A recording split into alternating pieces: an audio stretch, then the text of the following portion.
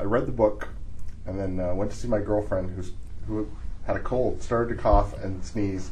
And the first thing that went through my head was, I should wash my hands and I should sit back and meet her.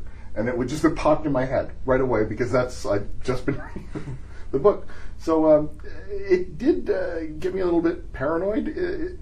How do you separate between preparedness and paranoia? Well, you raise perfect examples in terms of hand washing and the distance between people.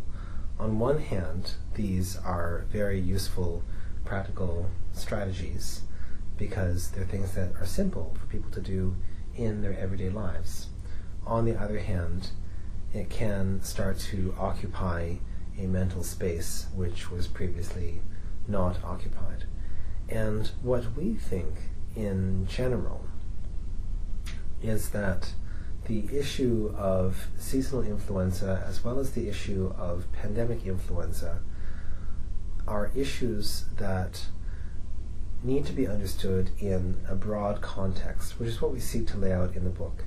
And we hope that by understanding them in a broad context, people can be appreciative of the risks that they pose, but can also take away some useful practical tools so that they don't have to be paranoid. And for example, people don't have to think about sitting 10 meters away from someone who is coughing and sneezing, because people can understand that it's quite sufficient just to sit over a meter away. And people don't have to think about whether they should undergo some sort of whole body contamination ritual 10 times a day, because that's clearly not necessary. What is necessary is for people to take a simple measure of washing their hands before they touch their own eyes, nose, or mouth. And so we hope that in some sense these tools will give people a practical thing to do so they don't have to let their imaginations run wild. It didn't seem very fortunate at the time when SARS hit, but in retrospect, we got out of it relatively unscathed for a nasty disease, and it seemed to smarten us up a little bit more than the rest of the planet about what to do. It was a pretty good dry run for a disease that's passed by droplets. That didn't sound quite right, did it? Absolutely. I think you hit the nail on the head. I mean, SARS is a droplet transmission disease. Influenza is a droplet transmission disease. Most respiratory viruses and infections are with droplet transmission. At that time, of course, we didn't know it.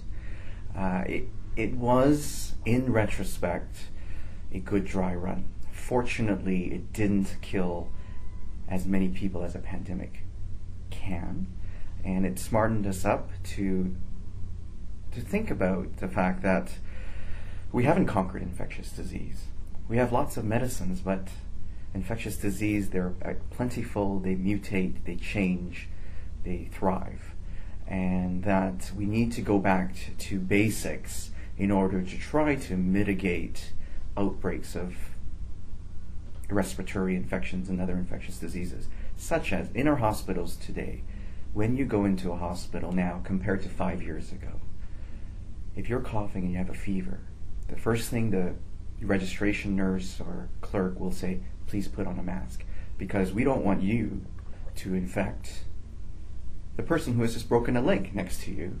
So then he can go home with not only a broken leg but another infection. And then as well, healthcare workers are now more attuned to washing their hands more and also wearing a mask when they see such patients. There's also a lot more surveillance and awareness of emerging infectious diseases, people traveling from other countries. We ask those questions of people coming to hospitals so that we can be thinking about these things.